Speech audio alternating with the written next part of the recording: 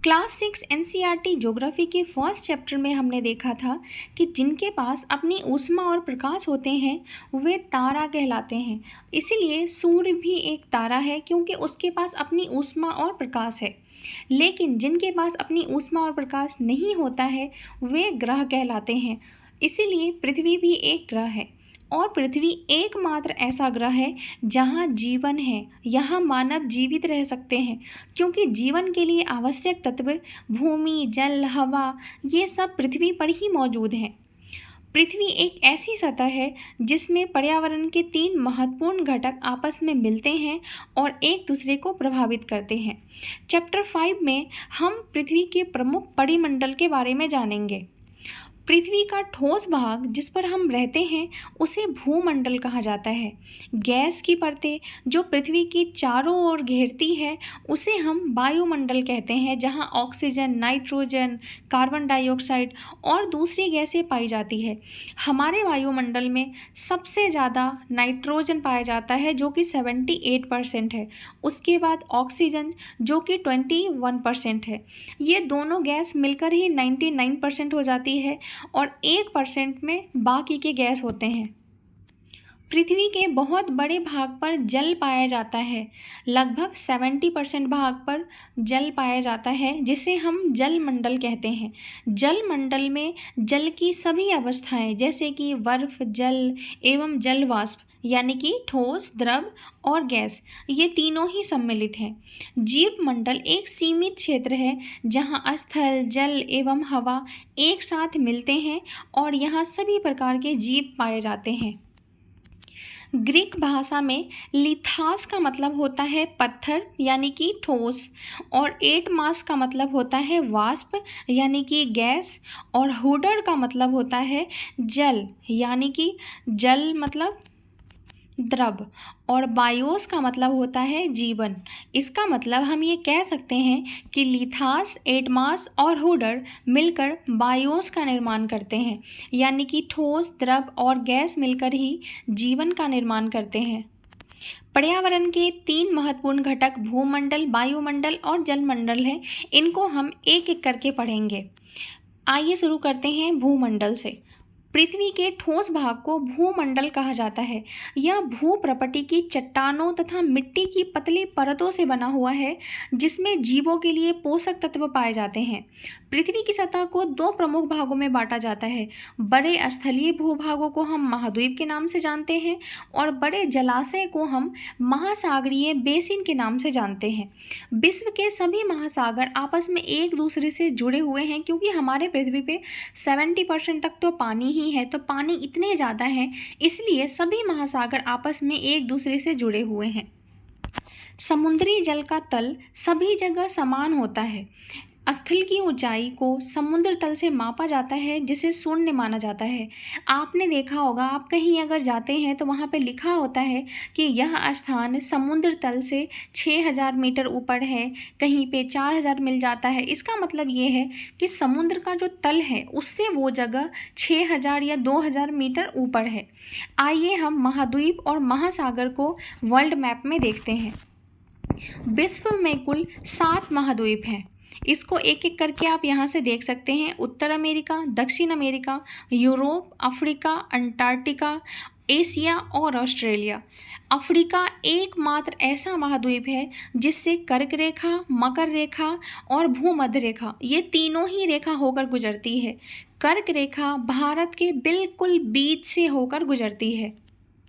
World map में महासागर को देखें तो प्रशांत महासागर, हिंद महासागर, आर्कटिक महासागर, अटलांटिक महासागर ये सभी महासागर वर्ल्ड मैप में दिखाए गए हैं। आप देख सकते हैं कि ये सभी एक दूसरे से जुड़े हुए हैं। विश्व का सबसे ऊंचा शिखर माउंट एवरेस्ट समुद्र तल से 8848 मीटर ऊंचा है और विश्व का सबसे गहरा भाग प्रशांत महासागर का मेरियाना गर्त है जिसकी गहराई 11022 मीटर है। पृथ्वी पर 7 प्रमुख महाद्वीप है जिसे हमने मैप में देखा। एशिया, यूरोप, अफ्रीका, उत्तर अमेरिका, दक्षिण अमेरिका, ऑस्ट्रेलिया और अंटार्कटिका। एक एक करके हम इन सभी महाद्वीप के बारे में पढ़ेंगे। उससे पहले हम कुछ फैक्ट के बारे में जान लेते हैं।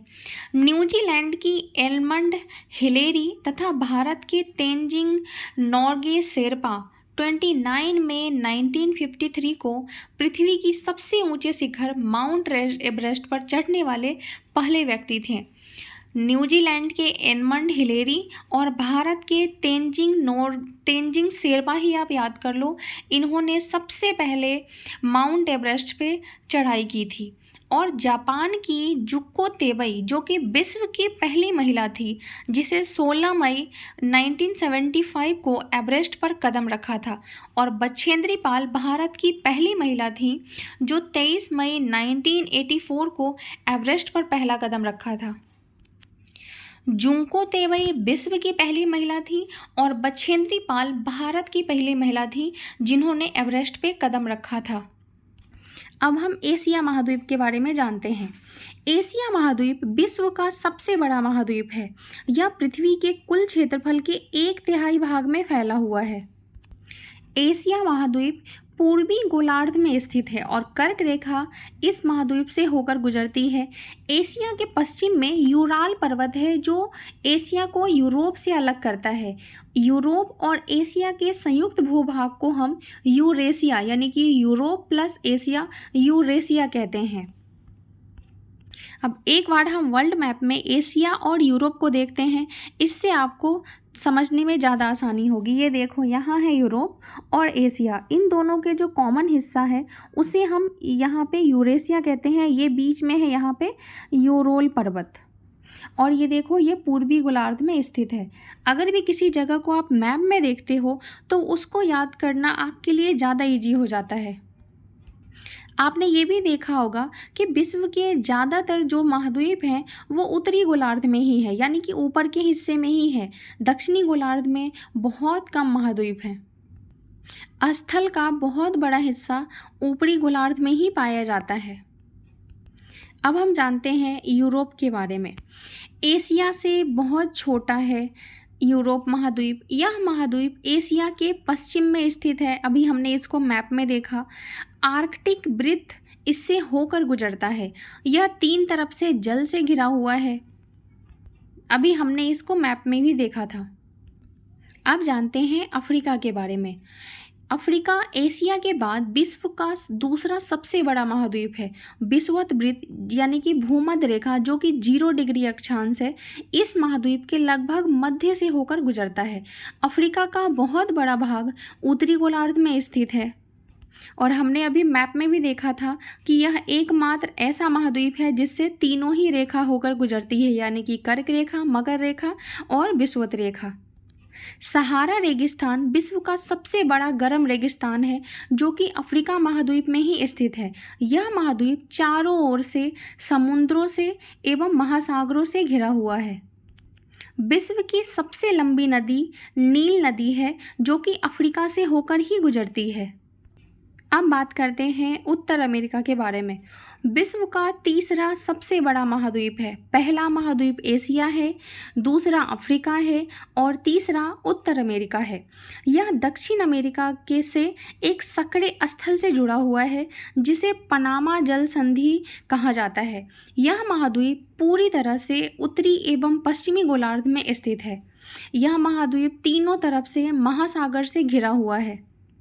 यहाँ इमेज में देख सकते हैं कि उत्तर अमेरिका और दक्षिण अमेरिका किस तरह स्थल संधि से जुड़ा हुआ है। लेकिन ये स्थल संधि क्या होता है? तो स्थल का एक सकड़ा भाग होता है जो 2 बड़े स्थलीय भागों को एक दूसरे से जोड़ता है।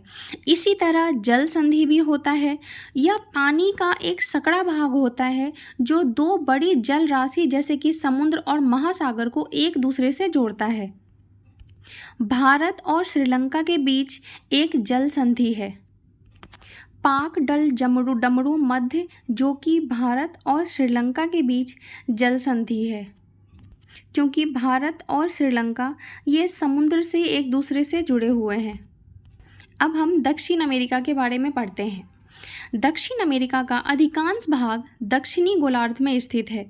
इसके पूर्व एवं पश्चिम में 2 महासागर हैं।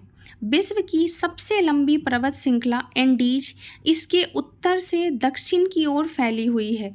दक्षिण अमेरिका में विश्व की सबसे बड़ी नदी अमेजन नदी बहती है। ऑस्ट्रेलिया महाद्वीप की बात करें तो यह विश्व का सबसे छोटा महाद्वीप है, जो कि पूरी तरह से दक्षिणी गोलार्ध में स्थित है। यह चारों तरफ से महासागर एवं समुद्र से घिरा हुआ है, इसीलिए इसे द्वीपीय महाद्वीप कहा जाता है। अंटार्कटिका एक बहुत बड़ा महाद्वीप है, जो कि दक्षिणी गोलार्ध में स्थित है और दक्षिण ध्रुव इस महाद्वीप के मध्य में स्थित है। क्योंकि यह दक्षिणी ध्रुव क्षेत्र में स्थित है, इसलिए यह हमेशा मोटी बर्फ की परतों से ढका रहता है। यहाँ किसी भी प्रकार का अस्थायी मानव निवास नहीं है। बहुत से देशों के शोध केंद्र यहाँ पर स्थित हैं। बहुत सारे देशों ने रिसर्च करने के लिए अंटार्कटिका में ही अपना शोध केंद्र खोला हुआ है। भारत के भी शोध केंद्र संस्थान अंटार्कटिका में स्थित हैं, जिनके नाम है मैत्री और भारती। भूमंडल के सातों महाद्वीप के बारे में हमने एक एक करके जाना। अब हम जानते हैं जल मंडल के बारे में। पृथ्वी को नीला ग्रह कहा जाता है, क्योंकि पृथ्वी पर 71% पानी ही है, तो दूर से देखने से, अंतरिक्ष से देखने पे ये नीला दिखाई देता है, इसीलिए इसे नीला ग्रह कहा जाता है। जल मंडल में जल के सभी रूप उपस्थित हैं। इनमें महासागर, नदियाँ, झीलें, हिम नदियाँ, भूमिगत जल तथा वायुमंडल की जल वाष्प सभी सम्मिलित हैं। पृथ्वी पर पाए जाने वाले 97% से अधिक भाग महासागर में पाया जाता है। वह इतना खारा होता है कि मानव इसका यूज नहीं कर सकते।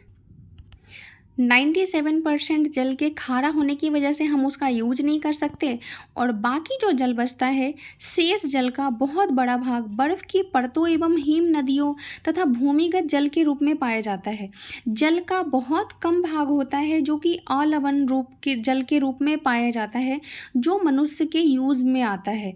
यही कारण है कि नीले ग्रह रहने के बावजूद भी हमें पानी की कमी का महसूस होता है। पृथ्वी का जो 71% जल है, उसमें से 97.5% जल महासागर का ही है और 2.5% अलवण जल है, जिसे हम यूज़ करते हैं। महासागर जल मंडल का एक मुख्य भाग है। ये आपस में एक दूसरे से जुड़े रहते हैं। महासागरीय जल हमेशा गतिशील रहता है।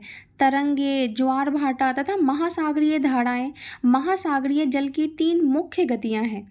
बड़े से छोटे आकार के आधार पर क्रमशः 5 महासागर हैं। उनके नाम हैं, सबसे बड़ा महासागर है प्रशांत महासागर, उसके बाद अटलांटिक महासागर, फिर हिंद महासागर, दक्षिणी महासागर और सबसे छोटा है आर्कटिक महासागर।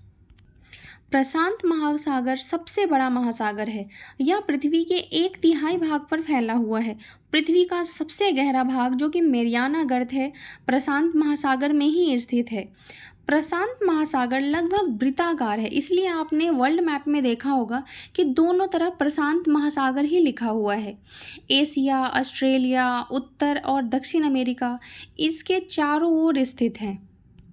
प्रशांत महासागर के बाद अटलांटिक महासागर, जो कि विश्व का सबसे बड़ा दूसरा महासागर है, यह अंग्रेजी भाषा के एस अक्षर जैसा ही दिखता है। इसके पश्चिमी किनारे पर उत्तर एवं दक्षिणी अमेरिका है और पूर्वी किनारे पर यूरोप एवं अफ्रीका है। अटलांटिक महासागर की तट रेखा बहुत ही अधिक दंतुरित है। यह अनियमित एवं दंतुरित तट रेखा प्राकृतिक पोतश्रेयों एवं पतनों के लिए आदर्श स्थिति है। दंतुरित तटरेखा कैसी होती है, इसको आप इमेज में देख सकते हैं। दंतुरित होने की वजह से यहाँ पे बंदरगाह ज़्यादा बनाए जाते हैं, जिससे कि नाव इस जगह पे आसानी से फंसाया जा सके। व्यापार की दृष्टि से यह सबसे व्यस्त महासागर है। हिंद महासागर ही एक ऐसा महासागर है जिसके नाम किसी देश के नाम पर, यानी भारत के नाम पे रखा गया है। यह महासागर लगभग त्रिभुजाकार है। इसके उत्तर में एशिया, पश्चिम में अफ्रीका और पूर्व में ऑस्ट्रेलिया स्थित है। दक्षिणी महासागर अंटार्कटिका महाद्वीप के चारों ओर से घेरता है। यह अंटार्कटिका महाद्वीप के उत्तर से 60 डिग्री दक्षिणी अक्षांश तक फैला हुआ है। लास्ट में आता है आर्कटिक महासागर, उत्तर ध्रुव वृत्त में स्थित है तथा यह उत्तर ध्रुव के चारों ओर फैला हुआ है। यह प्रशांत महासागर से छिछले जल वाले एक संकरे भाग से जुड़ा हुआ है जिसे बेरिंग जल संधि के नाम से जाना जाता है। यह उत्तर अमेरिका के उत्तरी तटों तथा यूरेशिया से घिरा हुआ है। यूरेशिया क्या है? अभी मैंने आपको बताया था, यूरोप और एशिया मिलकर बना है यूरेशिया, तो यूरोप और एशिया वाले भाग को ही यूरेशिया कहते हैं। भूमंडल जलमंडल के बाद बारी है वायुमंडल की। वायुमंडल के बारे में आपने पहले भी सुन रखा होगा।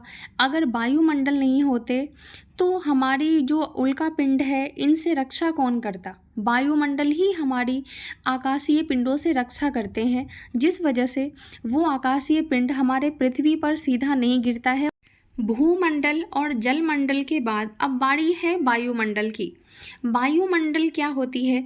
हमारे पृथ्वी के चारों ओर से गैस की एक परत घिरी हुई है जिसे हम वायुमंडल कहते हैं। वायुमंडल की एक पतली परत इस ग्रह का एक महत्वपूर्ण एवं अटूट भाग है। यह हमें ऐसी वायु प्रदान करती है जिसे हम लोग सांस लेते हैं। यह वायुमंडल हमें सूर्य के हानिकारक किरणों से भी बचाती है। वायुमंडल 16 किलोमीटर ऊंचाई तक फैला है। वायुमंडल को उसके घटक, तापमान और अन्य के आधार पर 5 परतों में बांटा गया है, जो कि हैं क्षोभ मंडल, समताप मंडल, मध्य मंडल, आयन मंडल और बहिर्मंडल। इन सब की अलग अलग विशेषता है। वायुमंडल में मुख्यतः ऑक्सीजन, नाइट्रोजन और बाकी अन्य गैसों से बना हुआ है, जिसमें सबसे ज़्यादा परसेंटेज ऑक्सीजन और नाइट्रोजन का है, जो कि मिलके 99% का हो जाते हैं, और 1% में कार्बन डाइऑक्साइड और आर्गन आता है। ऑक्सीजन सांस लेने के लिए आवश्यक है, जबकि नाइट्रोजन प्राणियों की वृद्धि के लिए आवश्यक है।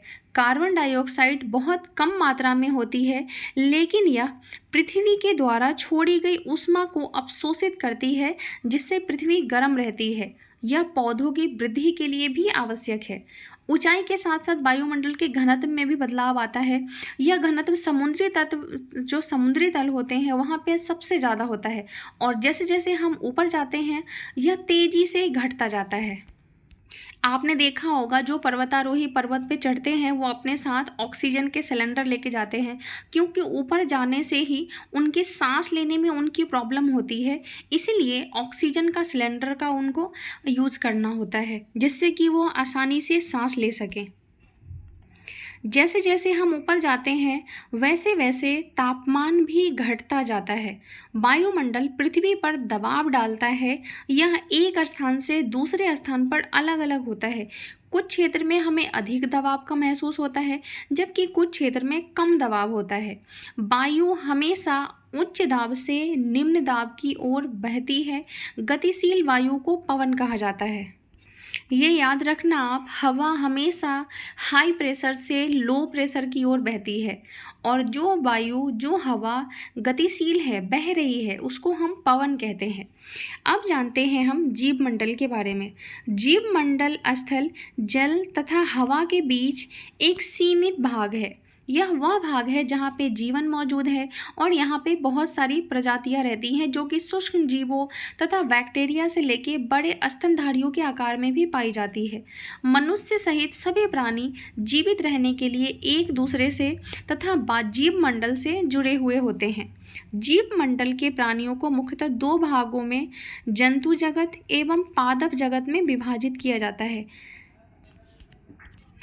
पृथ्वी के ये तीनों परिमंडल, जलमंडल, वायुमंडल और भूमंडल, ये आपस में पारस्परिक क्रिया करते हैं तथा एक दूसरे को किसी न किसी रूप में प्रभावित करते हैं। इसको आप ऐसे समझ सकते हैं कि अगर हमने लकड़ियों को काट दिया, पेड़ों को काट दिया, तो जहाँ की मिट्टी ढीली होगी, ढलुआ भाग होगा, वो आसानी से इजीली वो कटता चला जाएगा, क्योंकि पेड़, लकड़ियाँ के जड़ ही मिट्टी को बांध के रखते हैं। इसी प्रकार प्राकृतिक आपदाएं जैसे कि भूकंप, पृथ्वी की सतह से परिवर्तन हो जाता है। हाल ही में अभी सुनामी आया था, जिसकी वजह से अंडमान निकोबार द्वीप समूह के कुछ भाग पानी में भी डूब गए थे। झील और नदी में गंदे पदार्थ को प्रभावित करने के कई लोग ऐसे होते हैं जो गंदगी को जाके नदी में डाल देते हैं और नदी के दूषित हो जाने के कारण वो मानव के इस्तेमाल के लायक ही नहीं रहा है।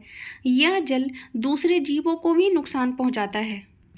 इंडस्ट्रीज, तापीय विद्युत संयंत्र एवं गाड़ियों से उत्सर्जित जो पदार्थ हैं वो वायु को प्रदूषित करता है। कार्बन डाइऑक्साइड वायु का एक महत्वपूर्ण घटक है, लेकिन कार्बन डाइऑक्साइड की मात्रा में वृद्धि के कारण पृथ्वी के तापमान में वृद्धि हो रही है। इसे भूमंडलीय तापन कहा जाता है। इसलिए भूमंडल, वायुमंडल और जलमंडल के बीच प्राकृतिक संतुलन बनाए रखने के लिए पृथ्वी के संसाधनों के सीमित उपयोग की आवश्यकता है। अगर हम प्राकृतिक संसाधन का सीमित इस्तेमाल करें तो वो हमारे लिए ही लाभदायक है। ये चैप्टर यहीं ख़त्म होता है। वीडियो पसंद आई हो तो लाइक करके कमेंट में ज़रूर बताएं। मिलेंगे अगले वीडियो में, तब तक के लिए बाय बाय। मेरे साथ बने रहने के लिए